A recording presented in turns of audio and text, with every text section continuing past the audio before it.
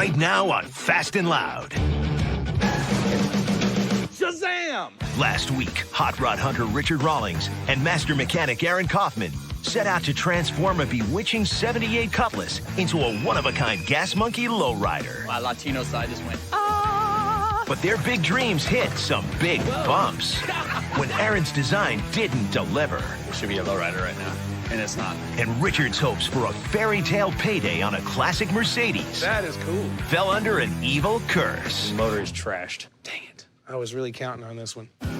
Now push comes to shove as Richard rolls the dice again with his top-fueled dragster.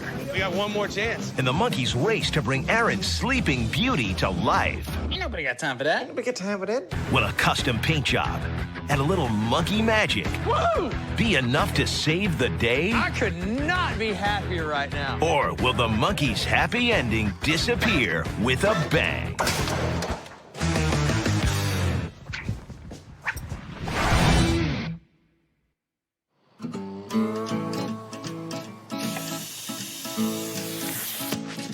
Will that thing fit between the lift? Aaron? Of course Aaron will fit between the lift. He's not that big. I have to block this floor jack, probably. We're just gonna pick up the rear? Let's just pick it up. Are we gonna dump it off the cart when we do that? We might. If you lift up, I can get it out now. We're going up. I've always wanted to build a lowrider, but I never thought that Richard would go for it.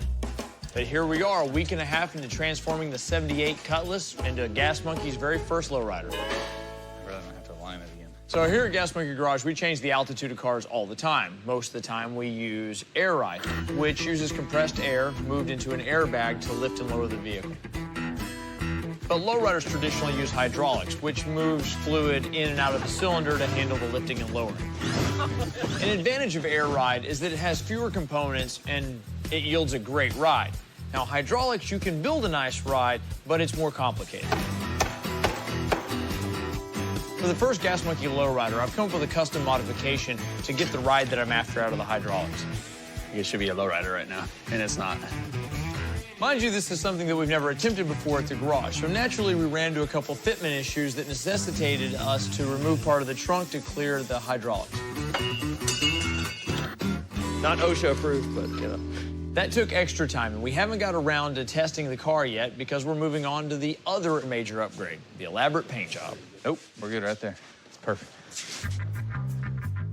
This will be another first for Gas Monkey, but as always, I know Casey's up to the task. But will he have enough time? Well, that's another issue altogether. The Cutlass has got to be done in a week because that's when I scheduled the big reveal party at the bar and grill. All right, let's move her in. Maybe. I removed all the traction in here. And you know what they say, you don't get a second chance to make a good first impression.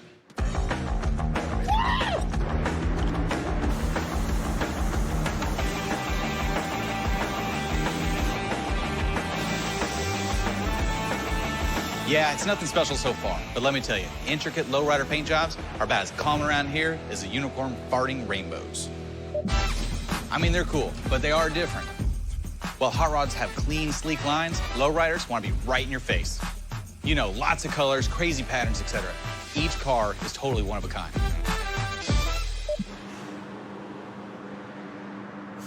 Although I'm extremely fascinated by lowrider paint jobs, I have never attempted or done one before, ever. So I'm very nervous that Richard just wants me to figure this out in a very short amount of time and with no practice. And it's gonna be shiny. To get the kind of depth you want on a lowrider paint job, it requires a ton of layers. And I mean a ton of layers. Let's go again. Well, the reason why we're doing that is it's all finished. You'll be able to look into the paint job and you'll think you can grab something down into it like being in clear water, but it'll just be nice and smooth like a baby's bottom. Keep going, baby. Just keep going.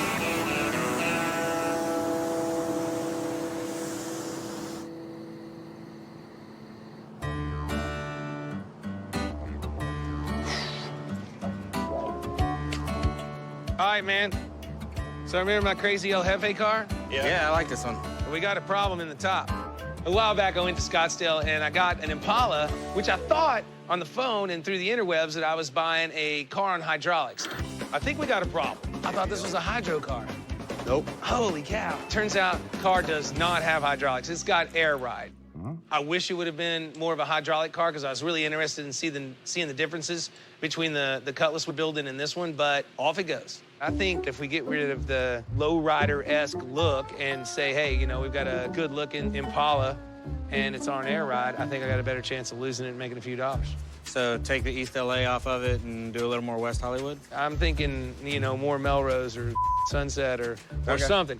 If that car belonged to me, I would leave the wheels, but he thinks because it has air ride that it shouldn't have wires. I think we should leave the wires and take the air ride off and put hydros on it. Because to me, an Impala is a lowrider, and it should stay a lowrider. Can you match this paint? Yeah. Hey, man. I got this. As long as they can knock this out in a couple of days, we'll be okay. We'll just fix the paint. I already ordered the wheels. We'll chunk those on, and off we go. What do you think this car's worth? If you were selling it to me, 10. If you're selling it to somebody else, 18. I know you don't got 10. I know where you work. I didn't. Well, All right. yeah, that's true. Yeah, fix it, man. All right.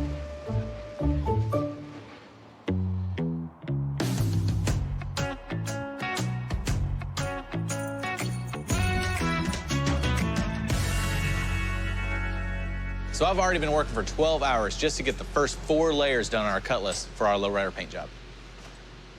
But if I want to finish by Richard's deadline, I can't go home until I get the first layer green down. And I can't do that until I get the design mapped out. It's late, I'm tired, hell, I need help. What's up, man? What's up? If you guys don't recognize my buddy Tanner, we'll take another look. He's the one that did all the cool pinstriping on the Chop 31. He's got a lot of experience in freehand designs. And I figured, hey, 2 heads are better than 1, right? And 4 hands and whatever else he can bring in. Cool, blank canvas. Yeah, pretty much. I want to keep the roof real simple, just kind of maybe just even straight lines. I really don't care too much, you know? But down here, I would like to follow the roof line onto the hood. Ultimately, I want the top of our car covered in multiple panels. That will give our Cutlass that classic lowrider vibe. There's no Bible for this look. It's all custom freehand. Just kind of make it up as you go. All right, let's get Cool, started. let's do it. We use pinstriping tape to outline all the borders of our panels. What do you think? Are we gonna jump it in? I was gonna let this kind of slide. Okay. Keep the line with the hood. It's Yeah. gonna be super boring. Fish is straight. Dang it, cut myself. Dude, we're not even halfway through this thing. I already slipped my finger. It's like bowing out in the front. Because there's gonna be layer upon layer, we really gotta get it right from the get-go. It's really kind of scary because every decision we make impacts the next one, and the next one, and the next one. Kind of scrolly is kind of what I was thinking. This is where we would map it out with a ruler. We ain't got time for that, bro. Ain't nobody got time for that. We got time for that. All right, what do you think? Once we commit, there's no turning back. Perfect. Perfect. I actually like that a lot. I do too. Yes. All right, let's get these panels taped up and paint this car green.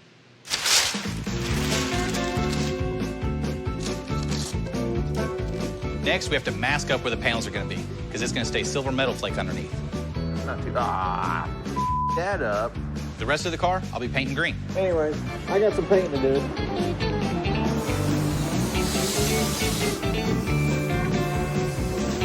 And then, I might finally get to go home.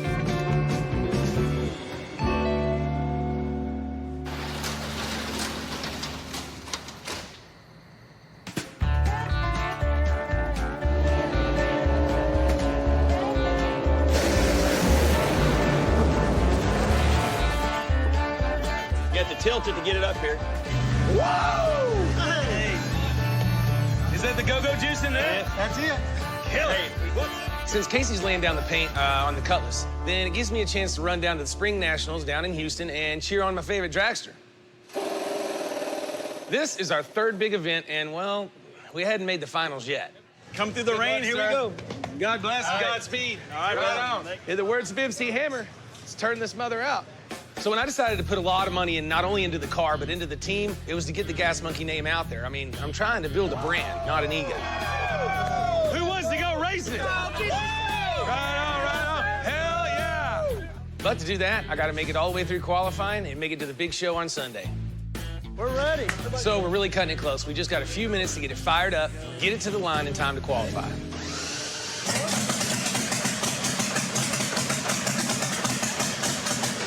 Like I said, it's time to fire this monster up. What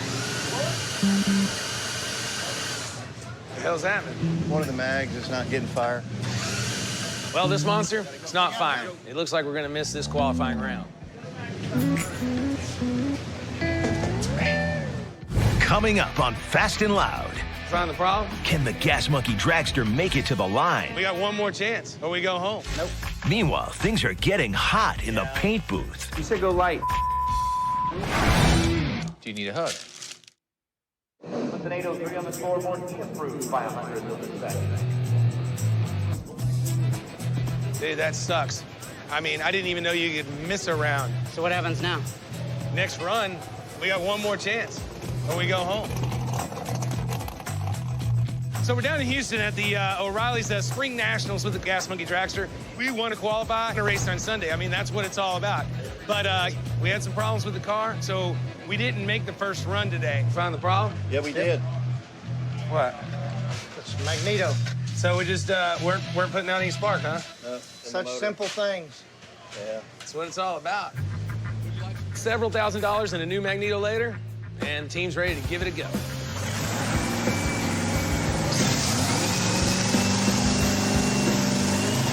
Man, I gotta say, it sure feels good to hear the car fire up like that. That's what I'm talking about! Yeah, baby. Woo! Go, get out, go. Gotta go right now. Easy, easy, easy. Watch your wing. So here we are. We got this one last chance to qualify for the big show tomorrow. Y'all going too fast, man. Slow down. We got one more run. One. And it's either in or out. The top 16 racers move on to the big show, and we're looking for a number of around 3.8 to get Gas Monkey in the running.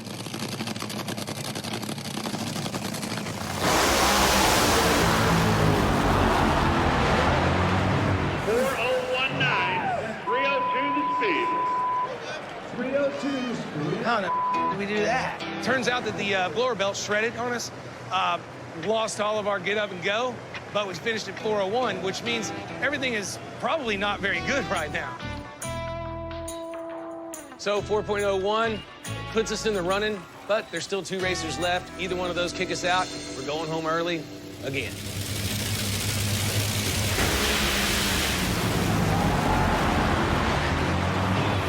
So there you go. The next 2 cars that went up, they both blew their motors. They're gone. And that put us in the show. Tomorrow we're going racing. Get you some of that. Woo! Not bad for our 3rd time out. We'll take the show. All right, go get ready for race day. Woo! It was ugly, but we made it. Oh, we made it. Finally. I mean, I am freaking out right now. 3rd time out, we're going to the show. Some of that. And get this man a cold beer. I'm ready. Woo! That's it.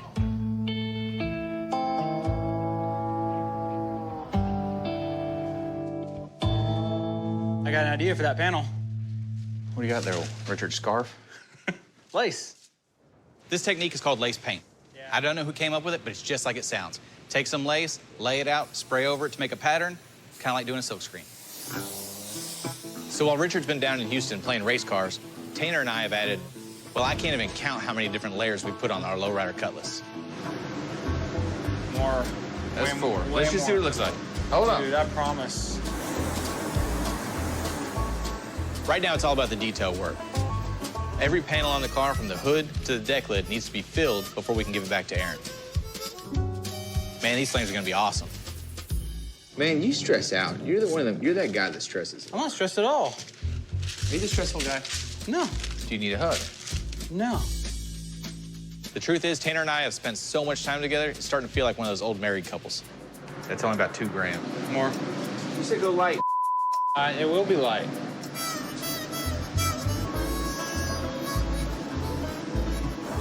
But even if we gotta get couples counseling, we're gonna stick it out. Gotta stay together for the children, you know what I mean? That's what it's all about. Perfect. It's like Christmas morning.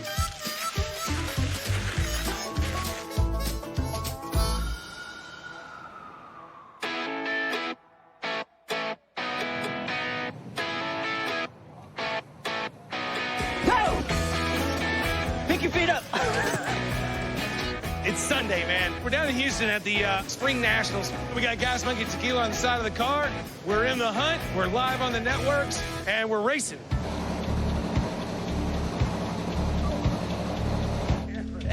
Beer 30. Woo!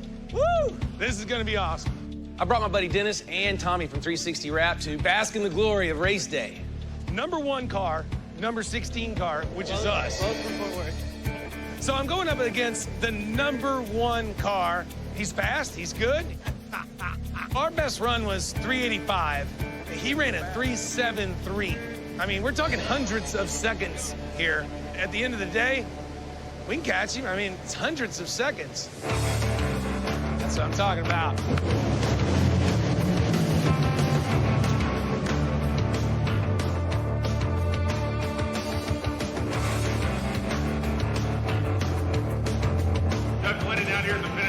Shaping up to be a pretty fast day. You're 73 with the track record. Up next is going to be that Gas Monkey Garage team. Richard Rawlings hanging out in the house. Hey, he loves it fast and loud. This is one and done. We either win or we go home, and I am ready to rock, man. Wow. Track's fast, temperature's correct, everything's good. We're going to do it. That's what we're here for, brother.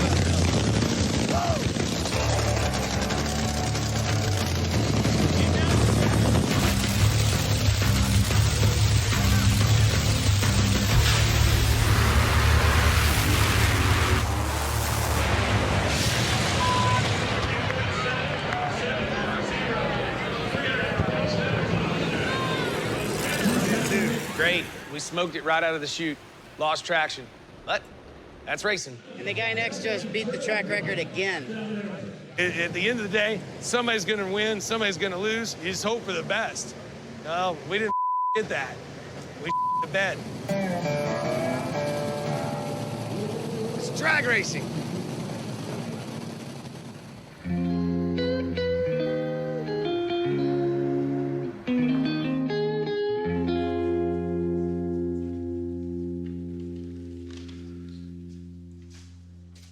Are we centered up-ish, kind of-ish? So Casey's been playing with the cut dog for about a week now. And even though he's admittedly a novice at this kind of style, well, he and Tanner have absolutely knocked it out of the park. I'm pretty happy with how the paint turned out. I mean, I think they put one heck of a rush on it. I dig it. I'm really, really happy. I want to get everything put together so we can at least see it on the ground. Oh, sure, of course, yeah. That's the payoff. Vato it out. Yeah. That's great. So when I first tried to install the rear hydraulic assemblies, I discovered that there wasn't quite enough room underneath the car to allow the car to sit as low as I wanted it to. So I had the guys cut 2 holes in the trunk floor, make little hydro houses, and that gave the cylinders all the room they needed to operate. Installing the hydraulic assemblies, all we have to do is reinstall the hydraulic pumps, run some hoses, and we're pretty much ready to test this sucker. Ooh! Cut down! Complete. All right, hombre. Let's get this thing moving. Yeah, we're almost there. This must be what Dr. Frankenstein felt like when he was about to pull the switch. Ultimately, we'll be able to control our hydraulics through our AccuAir controller. But for this first test, well, we're just gonna trigger them manually. All right, here it goes. All right. There you go. Now hit it again, please. Excellent. You got it. Hey, it's got an excellent speed. Yeah, I think it's gonna be okay. Now, the speed on it's perfect. This one right here, I need to hold the trunk for you. Yeah, no, bang the dome. Dog. Cylinder's firing up and they look badass.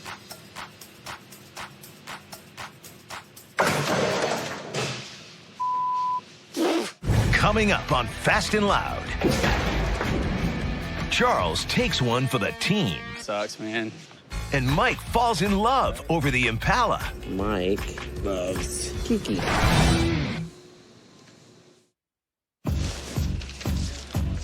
Now hit it again, please. Excellent. I think it's gonna be okay.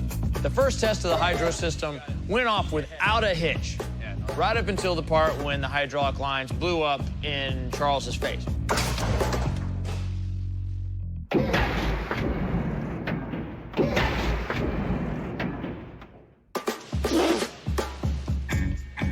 Sucks, man.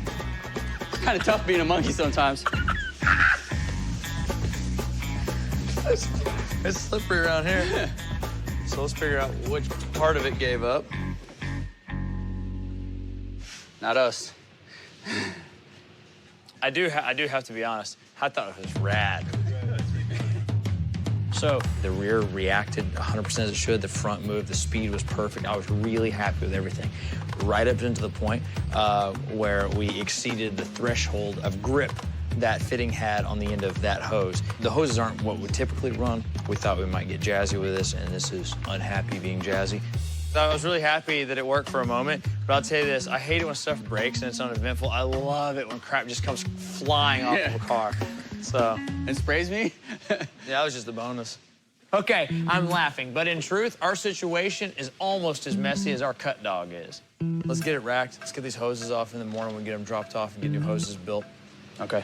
I mean, I've got to rebuild and replace all the hoses and make sure that our lowrider's ready to flex its lowrider muscle by the end of day tomorrow so that we can make it to Richard's lowrider gathering at the bar and grill.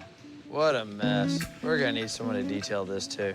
Considering we hadn't even really begun to run the cut dog through its paces when the lines blew, we really need our ducks to line up quickly. You know what? I don't want to be the one to put a hitch in Richard's giddy up. We got 24 hours. Let's get cleaned up and get at it.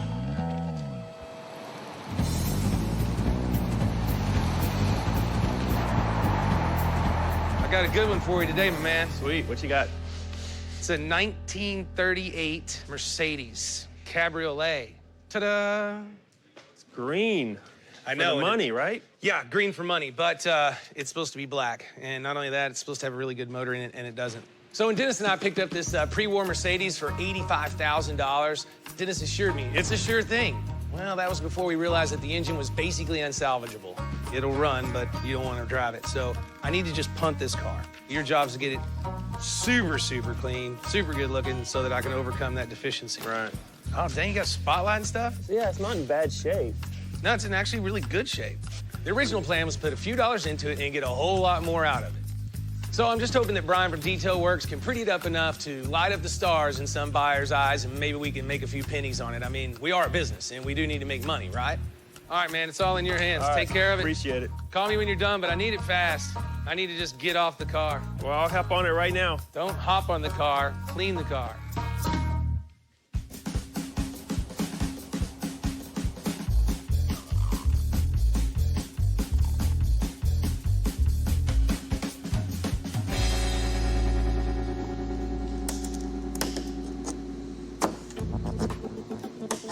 This is what I don't get. Either it was where they spot welded something underneath that caused the Bondo to come up, or it's where they tried pulling a dent. But that little spot, they obviously didn't sand because you could still see the blue around it. So on our 64 Impala, Richard asked me if I could fix the problem spot on the hood. Looks like I got a little digging to do to see how bad it actually is. We could carve stuff in it like Joni loves Chachi, or Mike loves Kiki. So the spot on the hood is just some previous body work that has gone bad. From the looks of it, the hood's got a lot of Bondo on it already. So I think it was just a poor repair. I'm gonna try to keep everything nice and tight and just blend within the hood so that I'm not dealing with the fenders or the rest of the car. So with the body work on the Impala done, I'm now gonna move it over to the paint booth. I'm gonna prime it, then we're gonna match the color and add a final coat of clear. Come on in.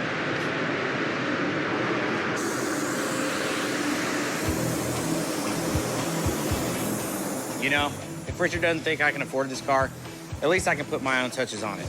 Who knows? It might be worth more.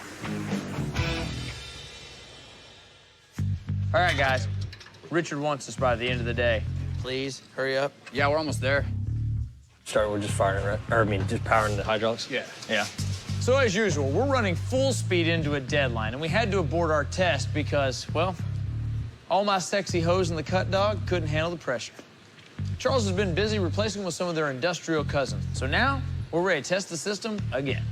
So I'll tell you what my big concern is here, Charles, is that if we hang a switch too long, it's like we may find the end of the capability of the line, the fitting, the cylinder. Scary part is that we may experience what we experienced the other day. So we'll see. I just don't know. Okay. Thanks to the vagaries and Sir Richard's schedule, it needs to be ready for a lowrider car show tomorrow, and I haven't even fully tested the hydraulic system. We could blow up a line, we could blow up a cylinder, we could tear a shock off the car. Got me once, you ain't gonna get me again. Yeah, hey, you're a smart man. You know what? I'm messing around this time. You get a raincoat? Oh, how exciting. We ready? Wait, let's clear the arms out. You got both your side clear? Or are you working? Yeah, you're clear now. All right, here goes nothing. Yeah, I like that speed. I'm pretty happy watching the rears work. That's all the way down right there. You see them through the trunk? Oh, yeah. They're moving nice and free. Oh, yeah. Oh, yeah. See what I was talking about on the motion? It's not excited. All the motion seems to be real controlled. The spring compresses, and then the shock controls the unload on it. Okay, let's see the front. I couldn't be happier with that. Say that's ride height right there. I want to see what down is. Ah! Yeah. Killer. Yeah. Yeah, that's good. Sweet. Ouch! That's excellent. I'm so happy. Hold on, don't tap anything. We're still clear. Yeah. It'll roll like rolling? that. Yeah. It's about a finger. I mean, at my knuckle, but. It's rolling. Woo! I just really couldn't be more happy. Everything is functioning exactly the way I want it to. I like that fluidity right there. God, it's got such a good stance. It's really good. I'm so happy. You guys killed it. Woo! I'm so happy the way they move. I have a lot of cars in my head, a lot of things I want to build. And sometimes in my head, they're cooler than they might be in real life. But this is definitely not one of them.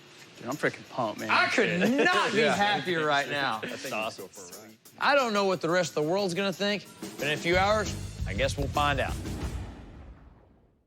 Coming up on Fast and Loud. Bam! Richard's on a mission to unload the Impala. I'll sell it to you. Take it out of your check. Nah, I ain't doing that. And the lowrider faces its toughest critics. Which actor lived in their Cutlass Supreme before becoming famous?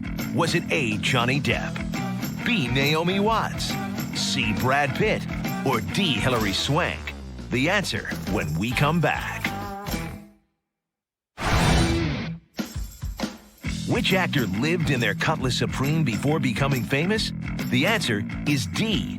Hilary Swank and her mom lived in their Cutlass Supreme in Hollywood when she was 16. Bam!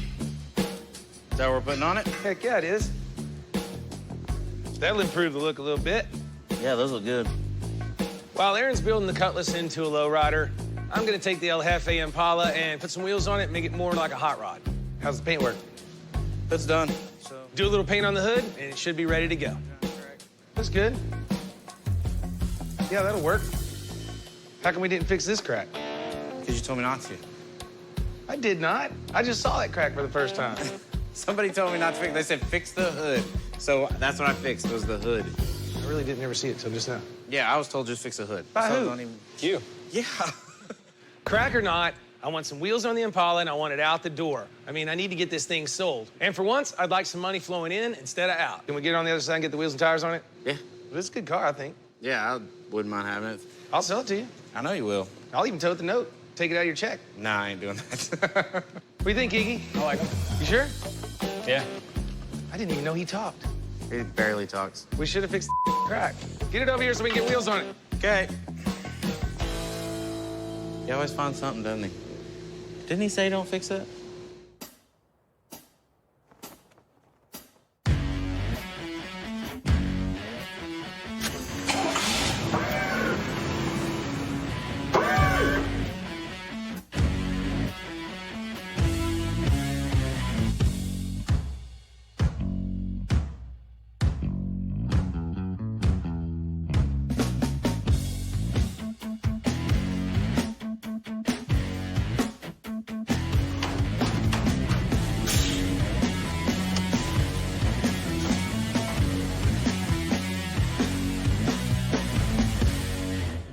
So here we are at Gas Monkey Bar and Grill.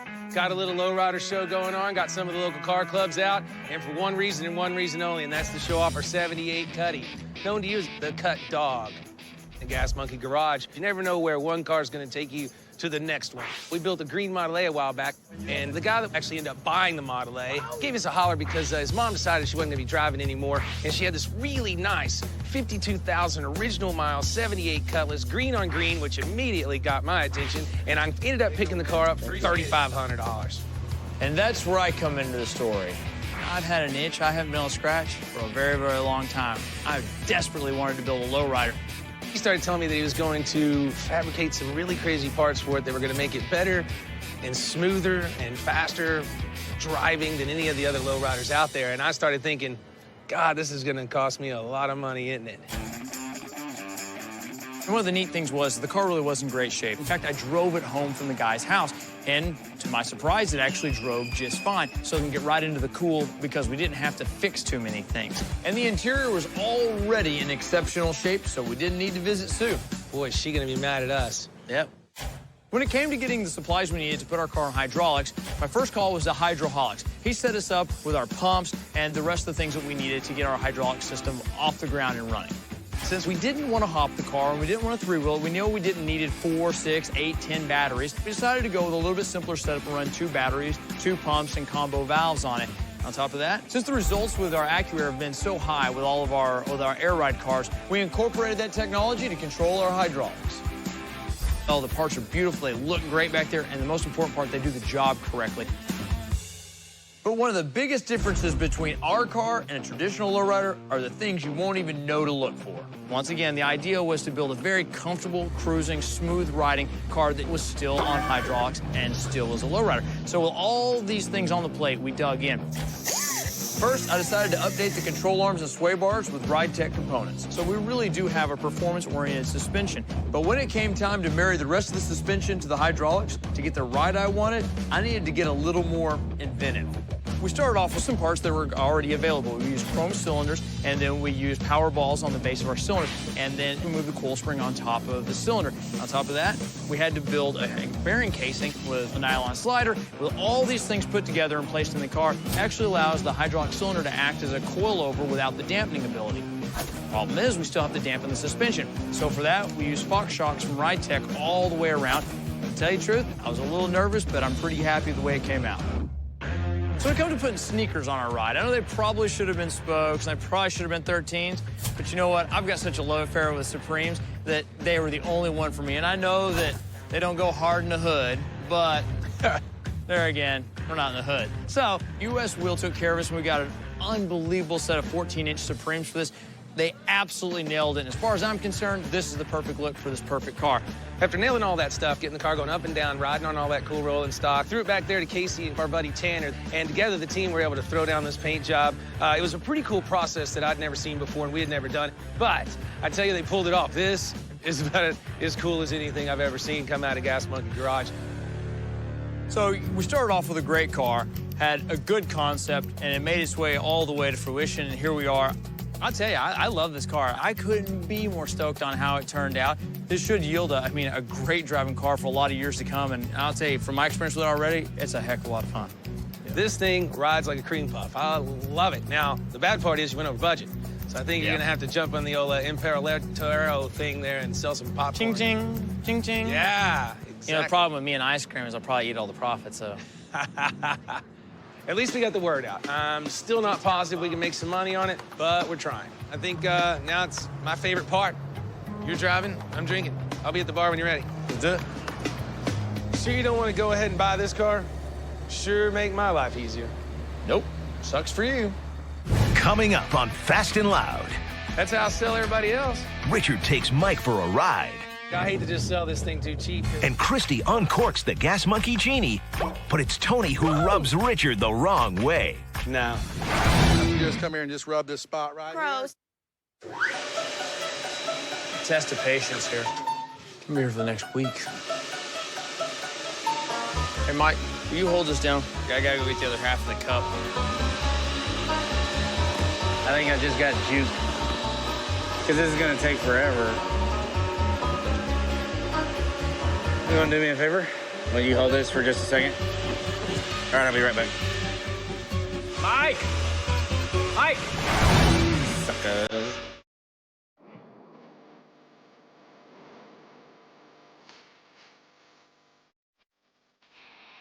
So, the 64 Impala that I got for 22 grand from my buddy out in Scottsdale, Coy fixed the paint, we slapped some new wheels on it, should be ready to go. It's not ever gonna be a perfect show car. It's just a cool old car that you can have some fun with, just have a good time and enjoy it. Woo! Is it done? Yep. Yeah. Those wheels look way better than those 13s. They look good, but I like the other ones too. Dude, I think it's rad. I'm just gonna have Tony picture it up, stick it on the net for sale. Before you do that, you know I mentioned that I liked it. Well, everybody likes 64 Impala. Well, say I'm interested in buying it. What would it take? Seriously, though. Because I've been saving. I got a little cheddar stashed away. I'm gonna have 25, 26 grand in this car. I'm gonna need to make some profit, so, you know, if Mike Coy can step up, I don't care who the customer is, step up and buy it. Let me think about that. Let me go for a ride in it first, because I ain't even driven it with these wheels on it. You're just gonna hate the way it rides. I've always been a 60s kind of car guy, and I've always liked the 64 Impala. I want him to sell it to me.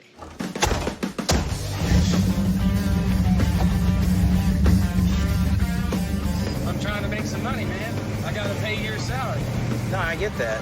And if you're talking about buying a car like this, I might be paying you too much. I don't know, man. It's a good car. It's nice. It's a nice car, but it's not perfect. I mean, you know, he's on the fence on whether or not he's gonna sell me the car. He thinks he can get a little more somewhere else. And to be honest with you, there's still a couple small little issues that need fixed on the car. Air ride. Where's the shocks at? Probably could use some shocks. I could use some shocks. I don't know, dude. I hate to just sell this thing too cheap because I don't mind helping a brother out, but this is some money in the bank for Gas Monkey. I like it. Oh, a lot.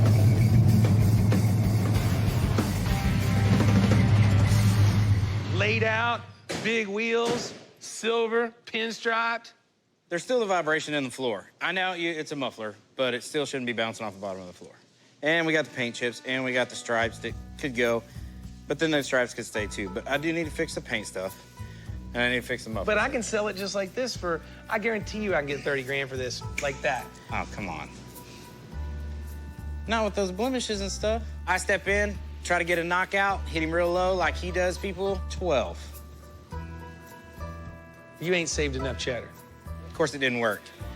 I'll split the difference with you because it's you. And I'll go 28, but that's casheronis, and I don't want to carry no note or take anything out of a check or any of that. All right, I think I got that. You think so? What, you think you got it here? So we ended up making a deal at 28 grand. What really surprised me was that not only did he really have true interest in the car, but he had the cash. Are you hiding money up here? If I had it at home, my wife would spend it. How much is that? So there's... He had most of the money here. He said bring the rest tomorrow. Now, what I'm interested to find out is what is he gonna do when he drives it home to Mama? I mean, he's probably gonna tell her he paid like 5 grand for it, and she's gonna be all amazed that it's such a beautiful car for so cheap, but I'll get the title for you. Nice doing business with you. Thanks, Richard. Don't think I'm not gonna go through this place like crazy when you leave. Got me a car.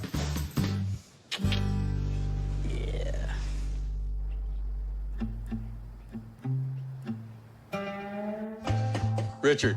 Sir? Hey, I've got some good news. Well, I like good news. The 38 Mercedes. Yeah. I found a buyer for it. Yeah. Got it sold, and... Did you get the 125 for it? At 125. I paid $85,000 for this Mercedes, and I thought we were gonna have to dump it just because it had a bad motor. Well, making it shine like a diamond in a goat's ass paid off because Tony found a collector that saw the sparkle and had to have it. So, running or not, whoa, get you some of that. How you gonna get rid of the Cutlass? The lowrider? Yeah, the cut dog. I don't have anybody on that car. I mean, I've shown it to a few people, but thinking about doing something a little different. Let me show you what I did come up with. It's something I think you might like. We made a little commercial for it. Check that out. What is this really weird lamp? Whoa. Woo! 1,000 years I've been in there. And for setting me free, I'll grant you 3 wishes. I am the Gas Monkey Garage sales genie. I always wanted a lowrider with crazy cool paint job. That's 1. It needs to be affordable and well-built. That's 2. And how about a one-of-a-kind suspension? And that's 3. Shazam! That is awesome. It's perfect. But how does someone like me get a car like that? You know where to find us. It's on the internet. Okay, how do I get you back in this bottle? All you have to do is come here and just rub this spot right Gross, here. Tony, I'm done with your stupid commercial. Just sell the car. Never have any fun. Shazam! No. No? Who do you think you are, Tricky Tony? Good thing you let in with the Mercedes being sold. Okay. I'm docking you for that company time. 78 Cutlass. Richard's plan to build Gas Monkey's first ever lowrider started out on a high note with a 78 Cutlass. 3,500 it is. A pre-war Mercedes he bought with Dennis upped his attitude even more. We got a deal. Thank you. Keeping him from feeling let down on a deal for a 67 Impala that turned out to be full of hot air. I thought this was a hydro car. But Richard was the real boss when he sold the Impala for $28,000. On the downside, Richard's bank account started to dip as the Cutlass expenses piled up. A full hydraulic package and controls, new front and rear suspension, and new wheels were all Richard thought Aaron would need to get this lowrider off the ground. Yikes. Until a custom paint job blew up Richard's original budget. Richard's top fuel dragster failed to make the grade. But he scored a come-from-behind victory when Tony found the 38 Mercedes a new home. After throwing a party at the Gas Monkey Bar and Grill, Richard failed to turn up a buyer for this lean green low-riding machine, then took to the interwebs with a cut-rate commercial to sell this crazy cool cut dog. Shazam! Whoa, man.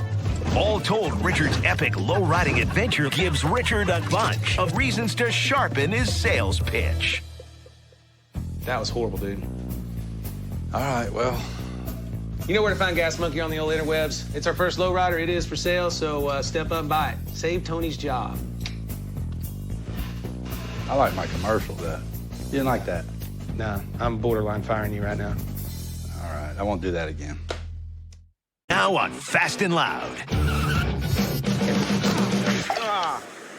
Hot rod hunter Richard Rawlings and master mechanic Aaron Kaufman pick out the next jewel in Gas Monkey's crown. Can we go for a ride? We sure can.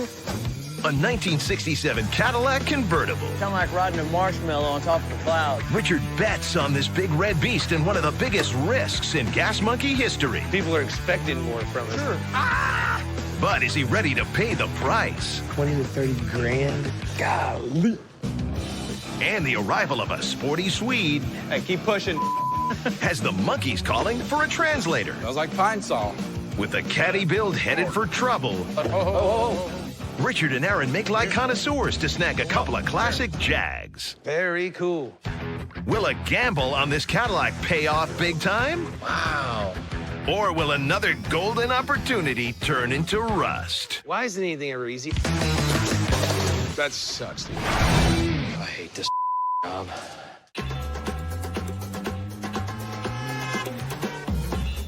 Export Pittsburgh. Those are two different towns. I guess that works, though, because they call it Dallas-Fort Worth. Those are damn sure two different towns. So this can be Export Pittsburgh if you want it to be. Whatever. Pennsylvania. Aaron's always told me that he's wanted to build a big 60s Cadillac, and, well, when the guy from Pennsylvania called and said he had a 67 luxury package, near perfect body, figured that might be it. So the only thing to do, grab the Bearded Wonder, some cash, and head up north. Finding a decent one's not very easy. You can find them, and everybody thinks they're nice, but they're not. You know, they're all tore up, and windows don't work, tops don't work, what have you. This one's supposed to be pretty clean. He wants a lot of money for it. I think he's at like $22,500 or something, but I would say $22,500 is a little steep. it's better than buying one for 10 and having to, you know, do everything. So why would I ever come to this part of the country from Texas to buy a convertible Cadillac? Well, I tell you, convertibles usually bring top dollar. Well, this isn't exactly convertible weather here in Export Pittsburgh. So maybe I can knock this guy in the knees. Cars up here scare me, though. Rust. Yeah, they scare me, too. Here we are, International Motor Cars of Pittsburgh Limited. Killer. Hey. Hey. Richard Rawlings. Hi, Steve Apter. We talked on the phone about Yes. a Cadillac. I'm Steve Apter. I own International Motor Cars of Pittsburgh, and I'm trying to sell Richard a 1967 Cadillac convertible. Here we go. 67 red. Oh, I guess he's gonna pull it on out. Awesome. Let it rip, Tater Chip. That is what I'm talking about. I mean, that is 18 feet of Detroit steel. Oh, maybe right now it's Pittsburgh steel. The 1967 Cadillac used the phrase standard of the world. I think the beast of luxury would have been more like it.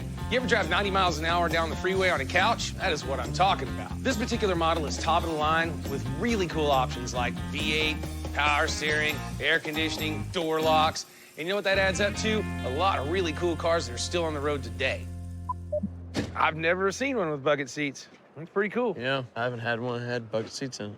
Tell us what you know about it.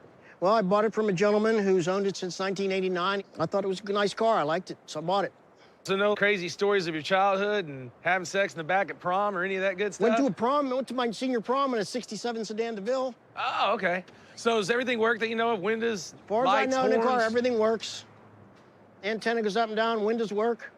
Actually, it's a pretty sharp car, but they always have a little bit to hide. This car used to be white? This car used to be beige. Ah, so we've had a color change. Yes, we have. Turns out that a collector guy owned it since the 80s and took good care of it. It had already been color changed when that guy got a hold of it. How those front fenders look, Aaron? Both front fenders have been fiberglassed. The front fenders had had some rust damage and had been repaired, not in a way that I would be happy about, but the truth of the matter is we're gonna build the car, so it's not a big concern. The fact that the rest of the car is a good car kind of outweighs that little hiccup. Power steering, power brakes, AC, power. Factory air. Rare in a convertible in 67, air. I would imagine Yes, it would. That's a big bonus for a convertible, having bucket seats and factory air. Can we go for a ride? We sure can. You want to drive? Heck yeah, I want to drive. This thing do burnouts? Guess not. What do you think, Aaron? Ride all right back there? Yeah, you know what? I think the ride is Cadillac.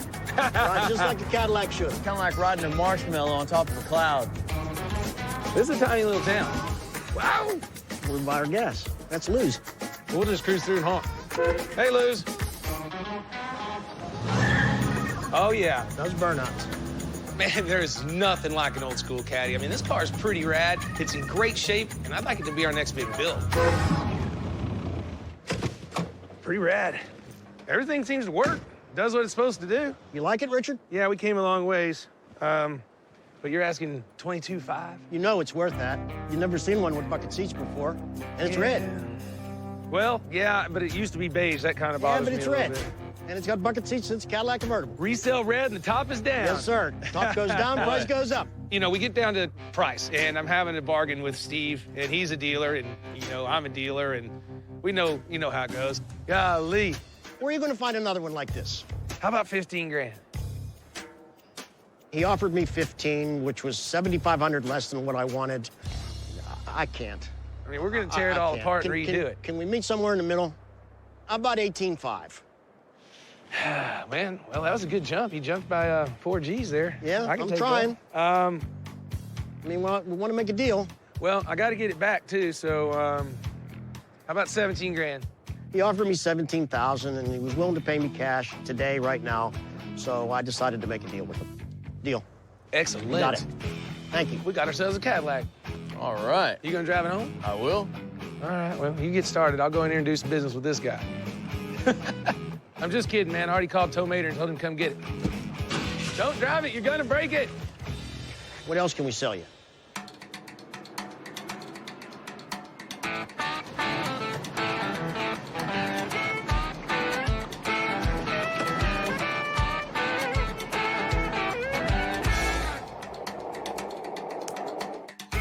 So a lot of times I can't sleep because I'm always thinking about what am I gonna do with Gas Monkey next? What's the next thing? So sitting on the plane on the way back, I'm thinking, how do we keep ourselves, you know, hot in the marketplace? What sort of risks do I have to start taking to keep Gas Monkey on top? What's up? Same old same? Why are you backing up? I feel like we have to push ourselves harder and build bigger, better, you know, spend more money, and then I'm still balancing out, is that worth it? If we build the same car over and over again, well, A, everyone's interest will start to wane. And then not to mention, the more cars out there, the less valuable cars at that level are because there's more of them. So here at Gas Monkey, we're not afraid of building anything. The problem is, I want to dominate everything. So we're going to push ourselves harder and harder every time. You know, we're working on our 68th car, you know, in 3 years, or just over 3 years. When it was just me and you, we were buying, selling some stuff, throwing some wheels on it. And now I feel like I'm just being pushed that all of our stuff has to move up a notch, you know, just better. I think there's a bunch of high-end buyers out there that want to start aiming for it. Now, the risk will be a lot more, but I think the rewards will be worth it. I don't think it's a problem, you know, to step up, because everyone here would like to build better cars. You know, we're saddled with such oppressive timelines. I mean, that's the biggest thing, is there's only so much custom we can do in a short amount of time. And I know that Aaron and the guys love to be challenged, so different kinds of motors, different kind of paints, different kinds of interiors. These are the things that would be a lot more cutting edge than that's the norm. I mean, it's a lot of eyeballs on us now, and it's time just to keep stepping up our game until we fall off the other side of the cliff. By then, I hope I land nice and cushy in a pile of money. Hey, Richard. There's a guy up front trying to deliver a Volvo. Did we buy a Volvo? What did I tell you about stepping up our game? Yeah, we bought a Volvo. Okay. And we'll make it the coolest damn Volvo ever. Casey, Coy. That's what I'm talking about right there. That there, son, is a Volvo P1800. The P1800 was born in the late 1950s when Volvo was itching to make a sports car that could compete in the U.S. market. With a top speed of around 110 miles an hour, it wasn't the fastest car, but it was cool enough to star in a hit TV series, The Saint, with my favorite Bond of all time, Roger Moore.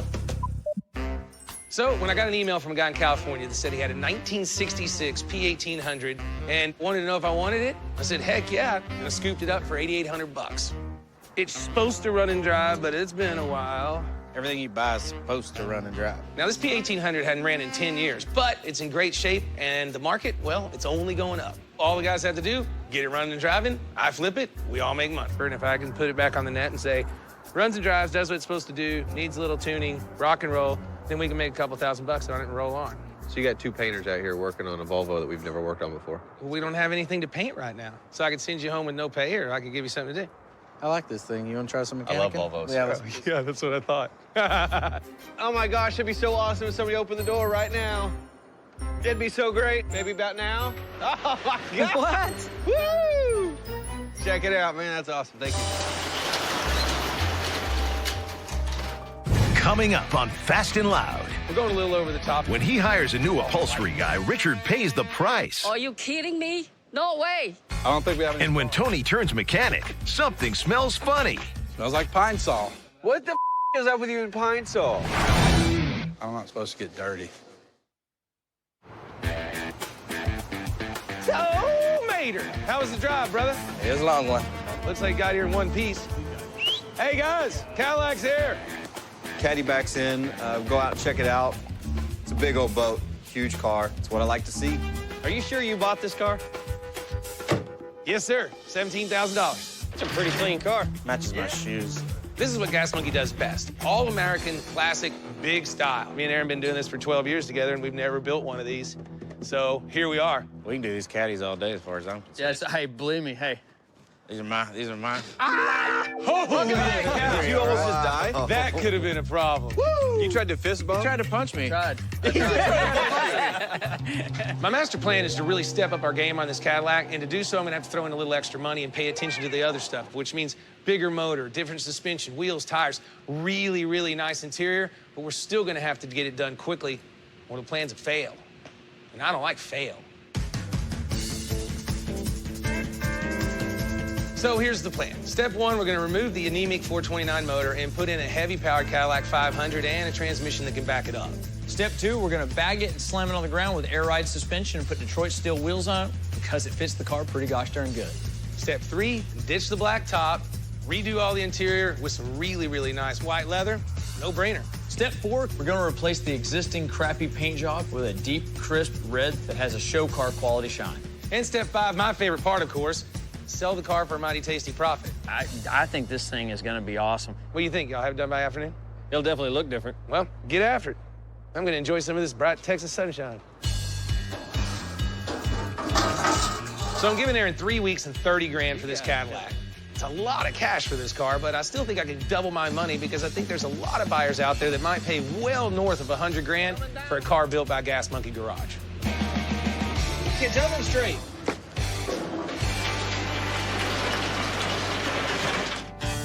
Well, I guess let's get into it. This car is nice. I don't think you can go wrong any day, any year, any month about backing a Cadillac, especially a big convertible. I love hardtop, but, I mean, convertibles are a lot of fun. To make this Cadillac fit in Richard's time frame, everything has to work out just right. And even though we got the car out of the Rust Belt of Pennsylvania, the body's actually in really good shape.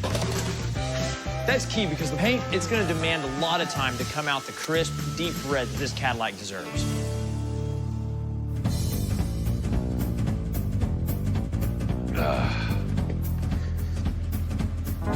Glad we got all the help today. Hey, keep pushing. Richard just bought a 66 Volvo, and I don't think anyone knows when it was last running. How long's it been sitting? Do we know? And since we're waiting on the Cadillac over at the paint shop, Richard wants Mike and I to get it running. Oh, both red, huh? That's safe. Excuse me, Mac. I don't know what these things are. Luckily, we got someone in the office that knows a lot about Volvos. Spray some more in it. Sorry, but it's not Kristen. All right, so... Yeah, it's Tony. And I don't know what got him going on this. Maybe it's because he dated a foreign exchange student, but he sure knows his Swedish cars. Needless to say, they're a little foreign to us. Of course I know a thing or two about Volvos. I love Volvos. This should fire up as long as we don't have any fuel leaks. All we need is about a cap full of gas. That's plenty of fuel. On the Tony scale. I don't know what these paint and body guys are all afraid of. I mean, it's just nuts and bolts. It's a motor. Try that. You need fuel, air, spark, and you get fire. We're not getting any spark. How do you know? Because I don't, huh? What? Spark. What? I don't think we have any spark. Who doesn't? You don't have any spark. This car doesn't? This car does not have spark. How do you know? Because I can tell it has gas, it has air, it has compression. What's missing? Spark. We got a bad coil? Well, dude, there's no wire connected here. The wire's not connected down here at the condenser. What is? Try crank it now.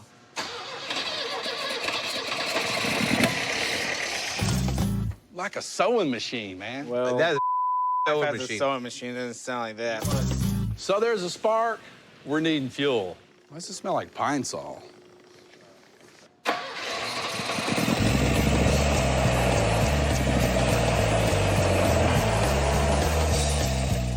Smells like pine sol. What the is that with you in pine saw? I don't know. I've never smelt it like pine sol before. I open up the fuel reservoirs, and they're full of something funky. And it ain't gas. What is that? Is that tomato soup? This is a bisque, and this is pine sol, I swear. I swear this is pine sol.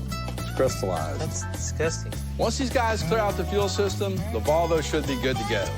But I've got to get back to work and get this thing listed so Gas Monkey gets paid.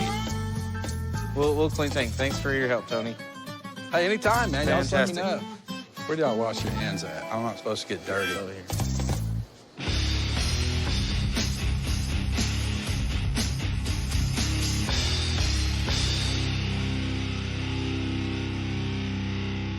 So this project is our 67 Caddy. We're going a little over the top, so we wanted to kind of jazz up the interior. I'm gonna take the Cadillac reputation for comfort and luxury, and I'm gonna turn it up a notch. Sad part is, I don't think Sue's the right one for the job. Are you kidding me? No way. I've always had a soft spot for the old dragon lady, but frankly, I think Sue's out to get me. I feel like kill him. Hold on. Pull the trigger, I don't care. She's gonna stab me, Aaron. Ass monkey. So I put a call into the best leather guy I know, Kyle Hicks. He's the one that did the C10 interior for us just a while back, and he crushed it. And the Cadillac, well, it's right in his wheelhouse. We just wanted your style, your take on things, you know? Right. Because let's be honest, this is a Cadillac. We want nothing less than Cadillac level work. A lot better materials, and keep the black dash, black carpet, and then all white. We want to keep everything very fashionably appropriate for the car. Yeah, I would think we would pretty much just replace everything that's wrapped with a really nice white leather, add some French seams, some better stitching, a lot better material, and I think it'll be great in here. I know it's a lot of work. I won't stick you to it, but what ballpark am I in on pricing? It's going to be well over 20, between 20 and 30, I would say.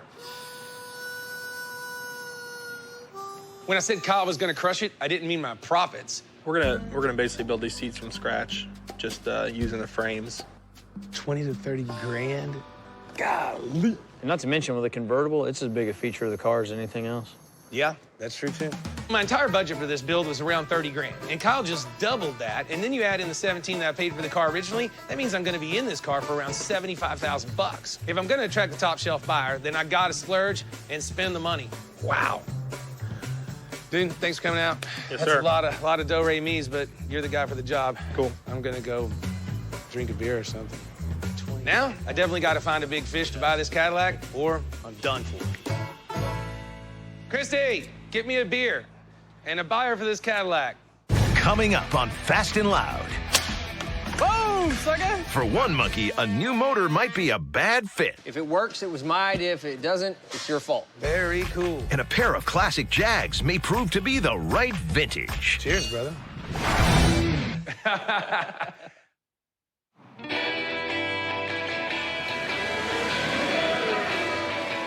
On Cadillac motor. Motor. For you. For me, awesome. Boom, sucker! The Cadillac 500 motor showed up this morning on a crate. Looks awesome. It's carb to pan, completely done. So they tell us that with a slight modification to the motor mount, we can drop it right in. Wow, that is a huge motor.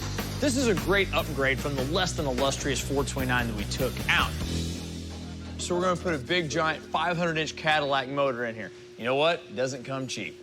It took $14,000 out of our budget, but you know what? It's worth it. And now all we have to do is get it in there. Let's call it 30 inches. Right, that's right there. I mean, that's 30 right there. Okay. So I've taken all the measurements of our new motor versus our old motor, and it looks like it's going to hit everything. But I've been in the business long enough to know where there's a will, there's a way. A little bit more. Looks like the Jaws theme song would play in the background. More. Come forward a little bit. We're gonna have to, but we're all over this AC stuff back here. This booger is longer. We're hung on the accelerator. Still got the throttle. All right, it's behind the head now. Okay, watch your fingers. Watch him get cut right off. Whoa, right there. We're gonna need a bigger boat. So technically the motor's gonna fit. It's just going to be really tight. We have to be really careful about positioning so that we can still accommodate the radiator and the transmission. So thinking going out forward. Not forward. Locking it down right here in the factory home. So the plan is to place the new motor exactly where I have it right now. All Jason has to do is make some plates that adapt the motor mounts on the motor to the existing motor mounts on the frame. And we got the plan right on time because Richard's gonna drag me out to California wine country to look at a few cars. Have at it, Jason. Don't it up.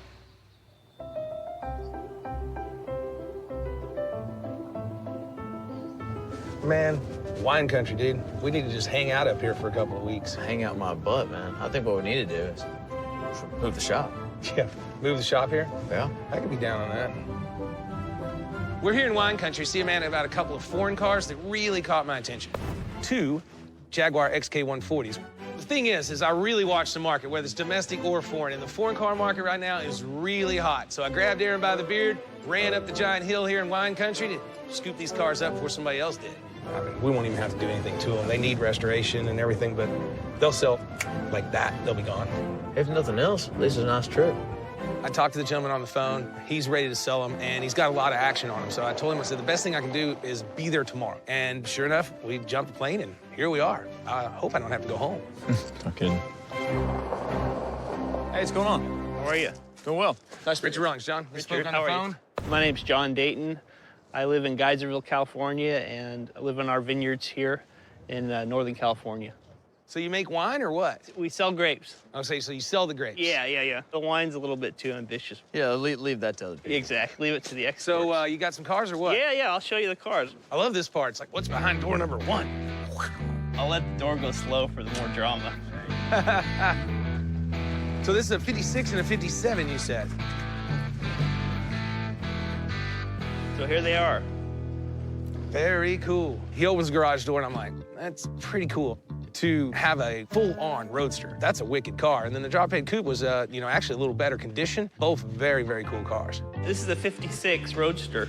They're both California cars. They were sold here originally, made for the States. How many were brought to this country? 3,000. Really? Yeah, they're real unusual. This is a great looking car. Both of them are. Freaking rad. After the end of World War II, Jaguar was claiming that their XK engine was the engineering marvel of the century. The Jaguar XK could do 125 miles an hour with no sweat, and it came with a lot of really cool luxuries, like a cigar lighter, so you could fire up a stogie while blowing the doors off. This is a lot nicer car. Yeah, that one's in good shape. This is a good car, Aaron. This car's this one looks like it's drivable. The car's in really, really good shape, especially the red drop head coupe. It's complete, it's there, the leather is still soft. I mean, I think that car's a day of tuning away from being a running, driving, nice car.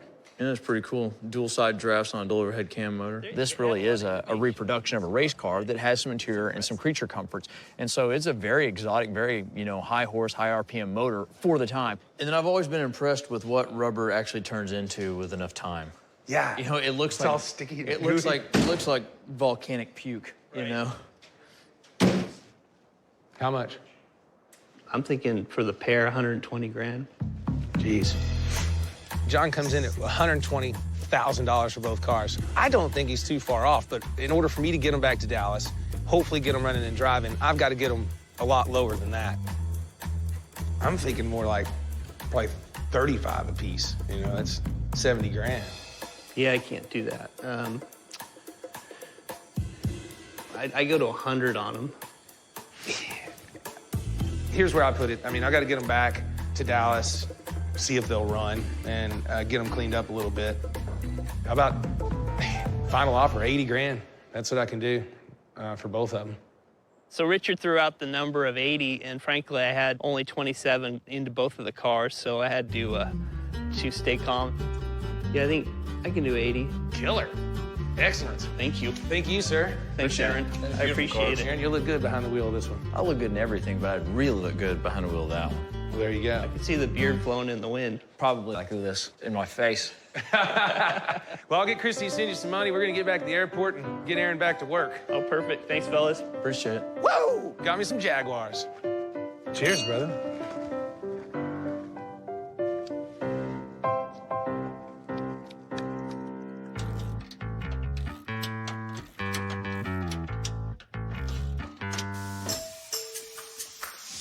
Whoa, it's a big-ass bumper. Jonathan showed up right on time with the new Monster transmission, and it is awesome. Dude, that thing's pretty clean. Got a Turbo 400. So Aaron went with the new transmission to bolt up to the Cadillac 500 motor because the old one just wasn't going to cut it with all that power. Good Lord. So Aaron and Richard are off buying the cars in Northern California. While they're gone, it's up to us to get the motor and transmission in the Cadillac. It's got good clearance all the way around, so it can live happy right there if we can make the motor work with that. Your motor mount pads and where the holes are 2 inches away from each other. We have an absolute major problem. Hey, man. Aaron measured everything out and gave us the plan, but now that we have the transmission in place, it's not fitting like we thought it was going to. And the motor, it's gonna have to move. We have to make a motion today to do something. Aaron asked us to get this done, and we're under a really strict deadline, so we've made some adjustments to the work so we can get it done before he gets back. So I went ahead and fabricated a set of plates that will allow us to move the motor where we need it to be. When all else fails, hit it. For whatever reason, we haven't heard from Aaron, so I've got to make an executive decision, move the motor and transmission forward in the Cadillac so I can make this thing work. And just for the record, if it works, it was my idea. If it doesn't, it's your fault. Whatever, as long as Aaron likes it. Coming up on Fast and Loud. I hate this job. A tight fit puts Jason at the end of his rope. Whoa, whoa, whoa, whoa. And Richard and Aaron stumble onto a rare wine country find. Chop 32. Which U.S. president once rode in Al Capone's bulletproof Cadillac? Was it A. Calvin Coolidge, B. Herbert Hoover, C. Franklin D. Roosevelt, or was it D. Harry S. Truman? The answer when we come back. Which U.S. president once rode in Al Capone's bulletproof Cadillac? The answer is C. Roosevelt rode in Capone's 1928 Cadillac sedan en route to deliver his Day of Infamy speech after the bombing of Pearl Harbor. So Aaron and I closed the deal on Jaguars, and even though I'd like to stay up here in the beautiful wine country, it is time to head back to the airport. Whoa, whoa, whoa, whoa, whoa. 32? Dude, that's a 32 Ford. Look like it's chopped, too. Wow. Just a chopped 32 body right there. Yeah. That's ridiculous. Who leaves one of those just sitting outside? Apparently this guy. Oh, that's rad. Right there on the other side of a regular fence is a chopped 32 Ford 5-window coupe. That's a Model A body next to it. That's my kind of stuff. That's things that I want to buy, and I want to get back to the shop. Well, it's fenced off, so it's not this guy. These bodies, they go up every single year since Gas Monkey started. So this building, you think? And they're just getting harder and harder to find, so when you spot one, you got to jump out with a wad of cash. How you doing, sir? All right, how you doing? Doing good, doing good. Richard Rawlings. Eric Compton. Eric, how you doing? My name is Eric Compton. I run Healdsburg High Rides. It was pretty unexpected to see Richard and Aaron walk into my shop today. Street, and there's a couple old bodies back there that I was going to see if you guys wouldn't be interested in selling. Yes, as a matter of fact, they are for sale. Really? Let's go take a look. I'm down. And sure enough, he says, yeah, you know, I'd probably sell it if the price was right, and let's go take a look. Man, I got to buy all this air conditioning to make my shop feel like this. You just moved to Northern California. Exactly. Man, you got a bunch of stuff out here. Yeah, I've been collecting a while. Yeah, the Bronco looks cool. Yeah, I promised that to my son when I die. When you die? Why's he got to wait? Die? Well, that one's mine. That's you, Aaron. Corvair. It's Corvair is not me. Oh, you could rock that. Oh, I can rock anything. Not by choice, though. And then we rolled right up on this beauty that I saw through the fence. Shop 32. Yeah, to tell you the truth, this actually looks really good. So we get back there, and sure enough, 32 Ford 5-window, nice chop, well done, way back in the day. Has it got a deck lid? Got a deck lid, steel. The Model A body looks really good.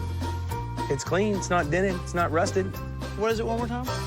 Clean, not dented, And not what rusted. is it? Not rusted. Okay, I just want to make sure I heard that. Now, the Model A coupe, all complete, all original, everything there, body only. And that's perfect, because nobody wants the rest of the Model A most of the time anyways. And then what's this, a 32 truck? 32 pickup. And then the 32 Ford truck. Yeah, I really don't need it, but if I can make a package deal, you know, maybe I make my money when I buy, piecemeal them off later on. So what's the deal? What kind of money are you thinking on this stuff? With the 3 bodies and associated parts, I was looking to get around 25. How about like 12 grand? We were looking to shoot a little higher, more around 22. I can come up a little bit. How about 15 grand? All 3, everything that goes with them. How do you feel about 19.5? I don't feel good about that. No? I still got to move them. I can go to 18 grand, cash done. Yeah, I think we can do 18. 18's a deal? 18's a deal. Cool. Now, how do I get out of here? Squeeze. Richard came in at 18, cash offer. That was solid enough to shake hands on and do a deal. You know, at 18 grand, I don't think it's a steal, but it's a fair deal for both of us, and I know I can get them back, do a little Gas Monkey action on them, and make some money. How about that, Aaron? Back to Dallas. Yeah, the boys should have the caddy motor in by now. I think I owe them a call.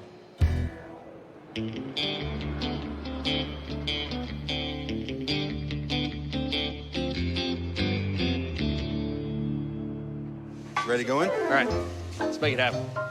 All I gotta say is I'm really sick of taking this motor in and out. Hold on. Oh. There, Captain. Easy, turbo. All right. Aaron went out of town, leaving Jeremy and I the job of getting the Cadillac 500 motor and the transmission to fit. Ready? It depends. How fast are you gonna go? After several attempts, we finally got the motor to fit and the brackets in place, and just in time, because Aaron's on his way back to inspect the work. Watch. Everybody clear. There goes. Hey, what's up? What do we know? Well, we found a happy home for our transmission. Yeah. And our motor. Yeah. Headers are a little close. We were looking at that, you know, maybe put some indentations in them or something, maybe. It's very close once we get the gaskets in there. Radiator's gonna have to definitely come forward. That's, those might be a problem. Well, your trans pan and your oil pan are lower than the frame. This setup here may not go. Bear in mind that may be an issue. Yeah, we've got a correction for that. We're trying to get everything else in place. How much further did y'all move forward? 3/4 inch from that factory spot. Y'all, this may not be a reality here. When I left town, the boys had one job: install the motor without moving it forward. Or 2 and a change inches forward, or almost 3 inches forward. Well, we have 2 where we started with. 2 and 5/8, 2 and. Yeah, probably.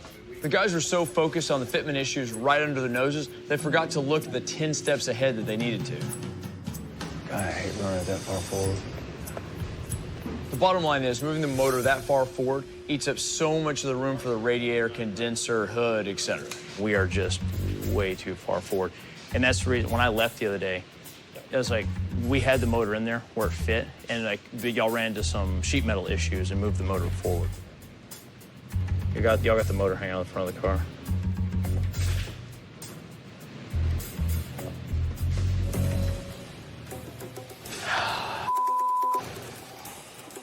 I was really angry. You know, we spent a lot of time trying to get the motor transmission to fit. We came up with an idea we thought was best for the car. We put a lot of time trying to do this right.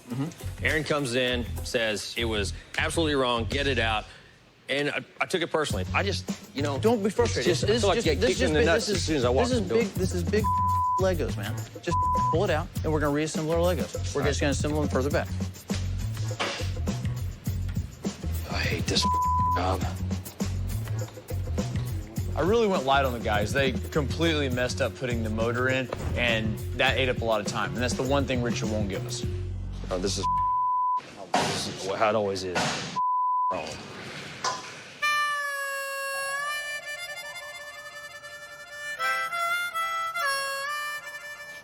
You got the gas cap open still? That's not a good sign. That's a pimple from hell there, man. After Tony showed us just how gunked up the fuel system was on the Volvo, we just went into cleaning it out. This one's definitely vomit. This is oil. That's that after Spaghetti Tuesday poop. That's what that looks like. Exactly. Mike sucked all the vomity crap out of the fuel bowls and then blew out the fuel pump. Last chance for romance.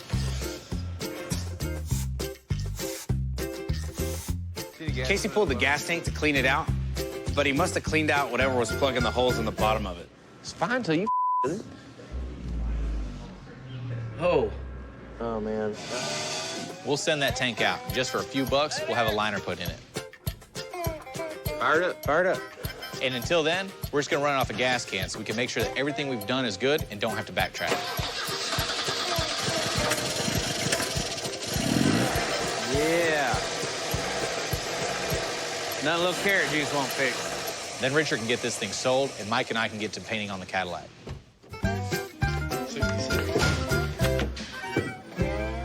Volvo. Coming up on Fast and Loud, two big cats roll off the trailer. I swear, dude, it smells like cat piss.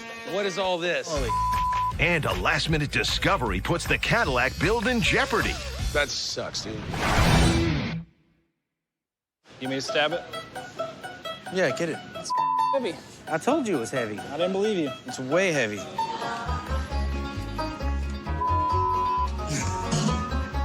Your gloves aren't gonna make a good gasket.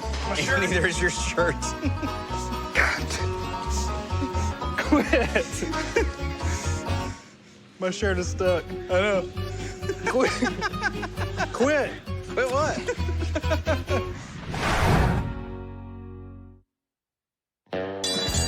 Damn it. That's where it wants to sit. Well, that's not it. Son of a bitch. Oh, that irritates me. Going up. Thought for sure the 15th time would be the charm. So my J team and Jason and Jeremy have been working like a pair of crack-smoking monkeys to get this Cadillac motor mounted properly. Cool. But this is, we're headed the right direction now, guys. The motor's where I want to see it now. Hit the door. Thanks, guys.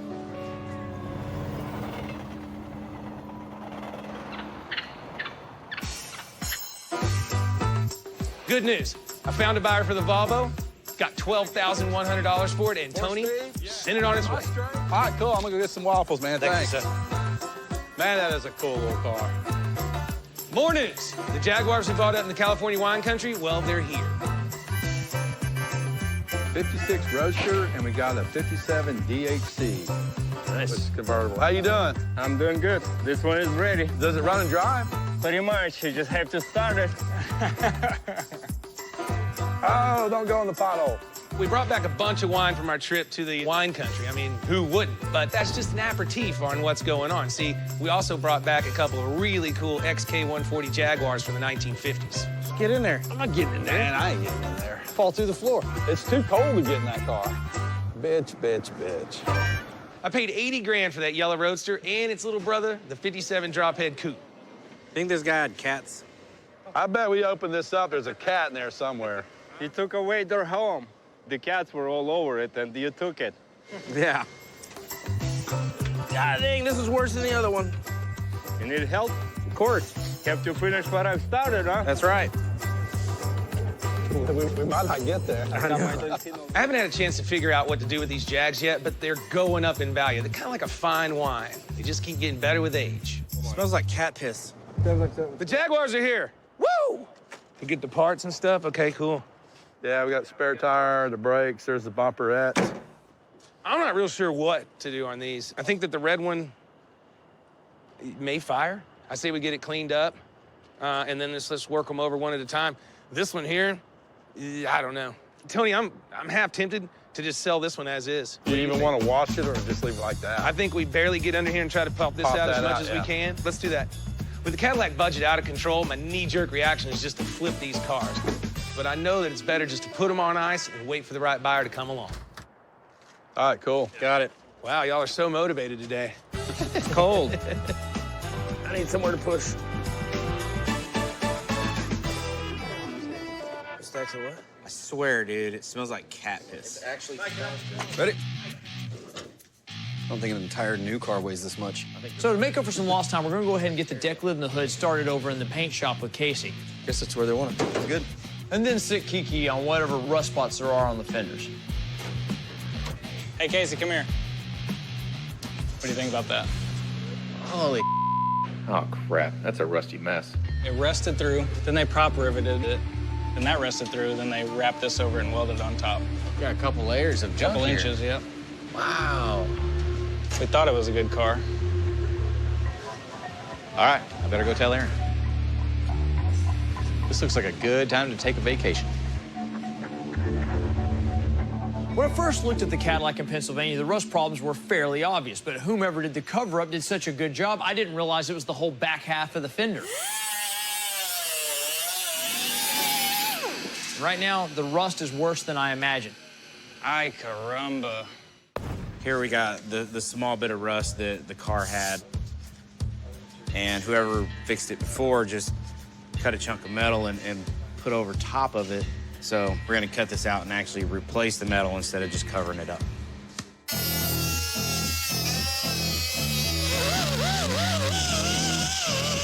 There's a reason the paint and body shop is walled off. It's because, well, let's face it, paint and body work is dirty, dirty, dirty business. Okay, what is all this? Because this hitting on the paint side, golly. How you doing? I'm not doing real well because we're doing really nasty, crappy work over here on the machine shop side. What's up? We're trying to make up a little time. Well, yeah, but it's screwing up everything in here. Yeah, it's getting pretty dirty in here. That's That's about a $120,000 car. That probably shouldn't be in here right now. That probably shouldn't be in here. It's bad enough that they're getting dust and dirt and crap all over my Shelby, but what I really got to worry about is getting this Cadillac done and sold. Why isn't anything ever easy? I stepped up and paid big money for a good car to start with. You know, I dug the first hole when I threw all the money into the interior that we were going to use for the whole build. And then these guys are just taking that much more time, which is the second hole. And I'm pretty sure that those holes are going to combine and I'll never be able to get out of them. That sucks, dude. I know I'm the one that said turn it up a notch and let's take a risk and put more money into these builds. Well, the upholstery guy basically doubled my budget. Aaron said we had problems getting the motor in. And then to top it all off, the car that I thought wasn't that rusty, well, it's got rust. We don't like rust. Under there, it's no good, no bueno. Because we're wasting a lot of time and money on this, you might want to sell it to somebody who's got a lot of money. Well, that was the goal, but a lot of monies are going to y'all now. So now I'm sweating. I got 75 grand in the Cadillac. I got 80 grand in the Jaguars. And then you add in the 18 grand that I've got for those bodies I found in California, and this whole idea of putting in more money and more risk is just not feeling too good about that right now. Beers isn't. Always makes things feel better. Next week on Fast and Loud, when it looks like the Cadillac build is crumbling, one monkey packs his bags. You can't have any time off right now. My wife and kids will kill me. Forcing another to suit up and face the big monkey's wrath. It's your ass if it's not right. Dude, where are we going? Golly. Then Richard heads for the hills. Look at that. And makes a backwoods discovery. Freaking Ferrari sitting in a barn. That leads to his biggest cash buy ever. It's awesome. But back at home, the new Cadillac motor makes a stomach-turning sound. Has a little bit of a problem. And instead of sitting pretty, Richard could be left high and dry. Oh, this sucks. কয়জন?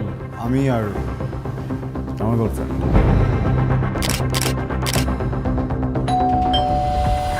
তুমি বাসাটা ভাড়া নিছো তাই না? আমরা দুজন আটকে আছি এখানে হ্যালো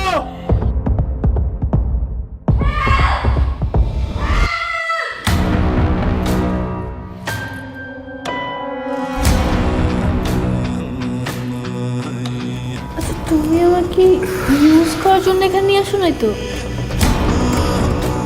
আমি তোমাকে বিয়ে করতে চাই। তোমার trap baby, it's a trap. কখনো বেরোতে পারবো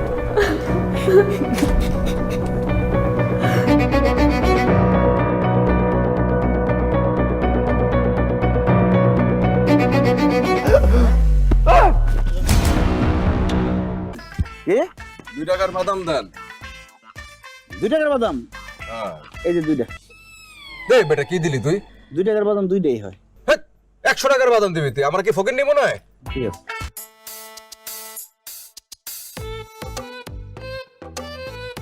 আরে বান্ধবী কেমন আছস?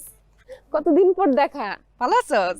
আমি ভালো আছি, তুই কেমন আছিস? আছি ভালোই। তোর মনটা এমন খারাপ লাগতেছে কেন? বাসার সবাই ভালো? কাকার শরীর ভালো আছে? হ্যাঁ ব্যক্তি ভালো আছে। দুলাভাই কই? তোর দুলাভাই আছে ঘরে। আয় ঘরে।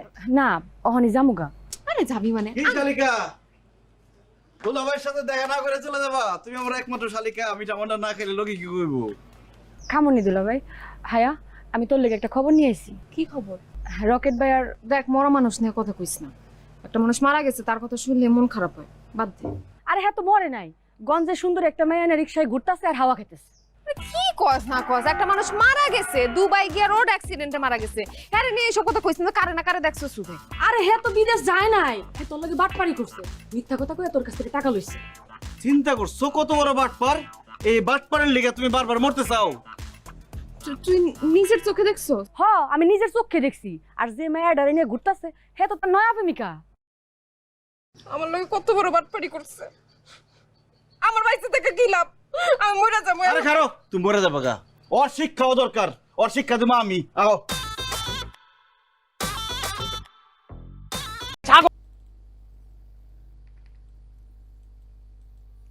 Ai a little bit bullshit đấy. 220 máu này đùa. Kiếm vàng.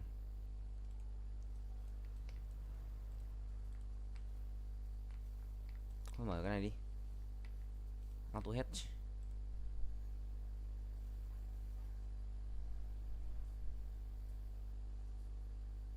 Lại cho anh rồi.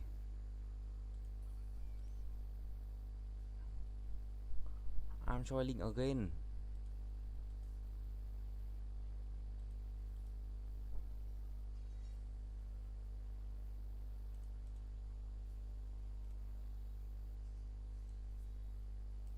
Này cái này luôn.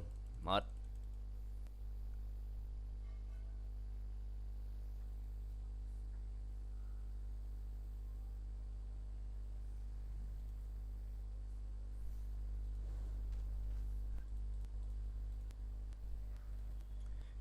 Mất ngay.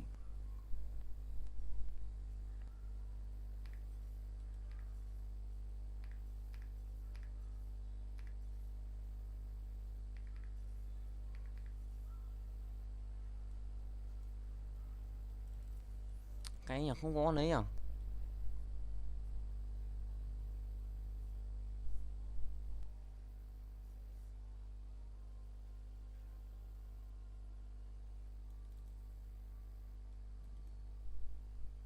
Thôi bye bye, I'm dying.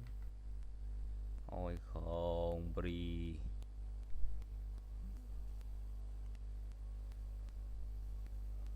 So hard.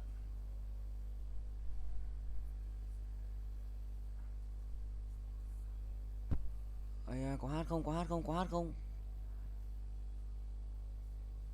Nice. Nhọt. Ui, nice. Thôi, top 4 không vậy?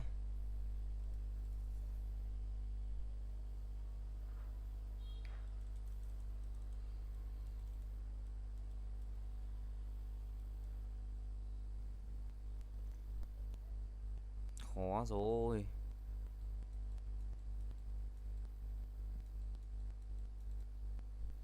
Khó rồi.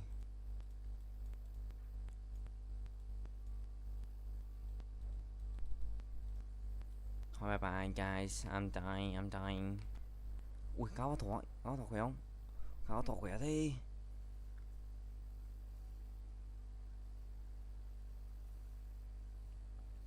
Đừng cố chấp để yêu thêm một ai. Ui, cáo thỏ khỏe thế. Chịu.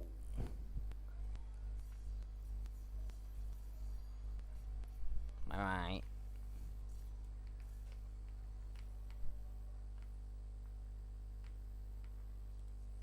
Oh, Bri, I'm top 6. Unbelievable.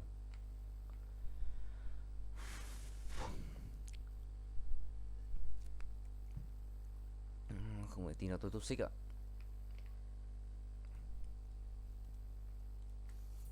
Xem có mấy thằng nó đứng chờ mình đánh kéo nó. Hello. What Bri? Dũng gái nhất game hé Bri. Move. Thằng kia làm gì vậy? Nó đi rồi. Nó đi về luôn.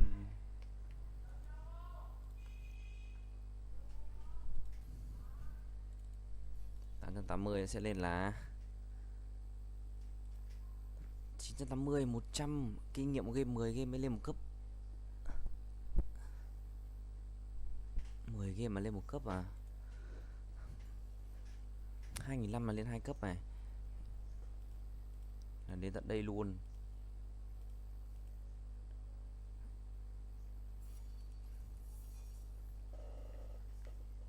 Chết tạm ấn kiểu gì cho được ha. He. Bóm.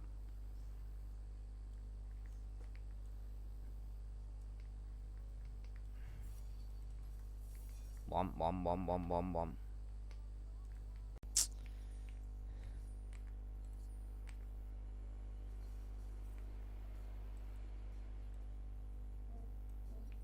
Gõ phát hết sạch giáp ạ. Óng rồi.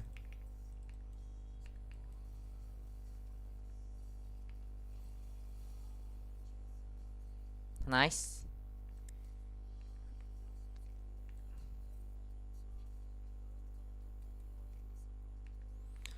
Brigisso vô dụng ạ.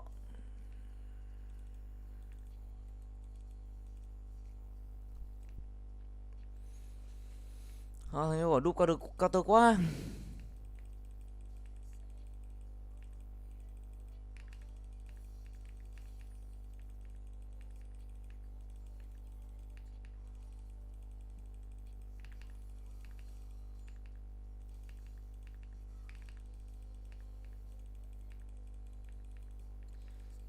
Những lần quên bằng nụ cười.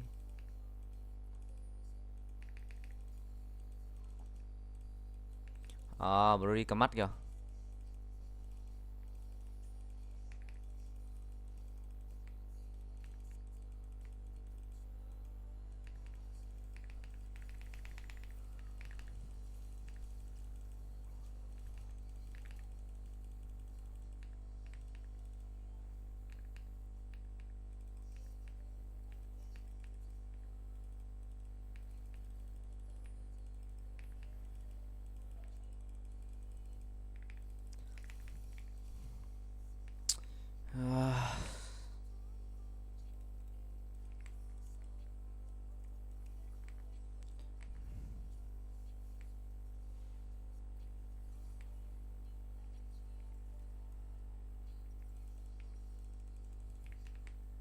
Hai lần rồi đó.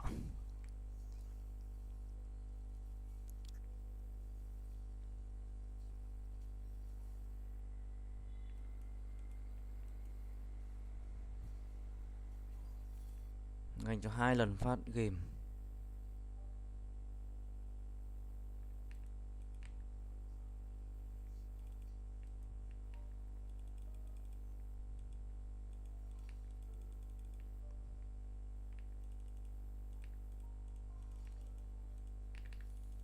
Pop.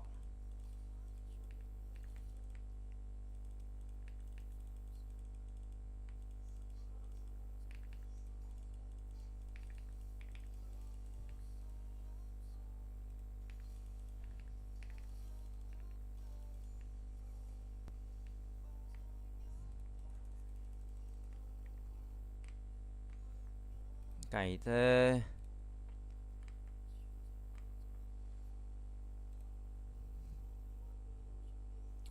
Vẫn chưa farm được cái map này sao?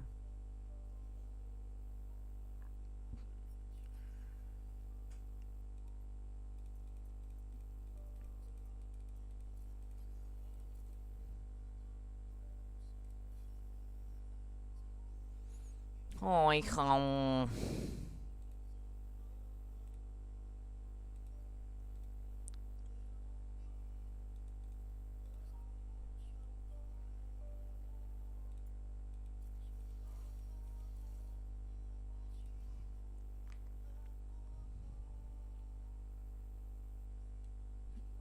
Tám mốt à? Pet đi kia 15 đi bớt. Upgrade shop. Mắc.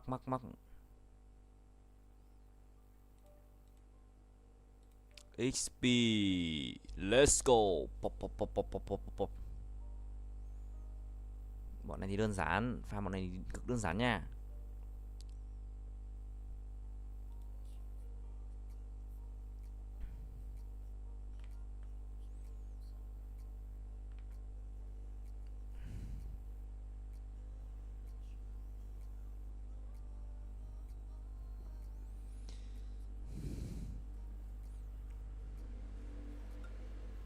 Ui, 4 con vàng, 5 con vàng.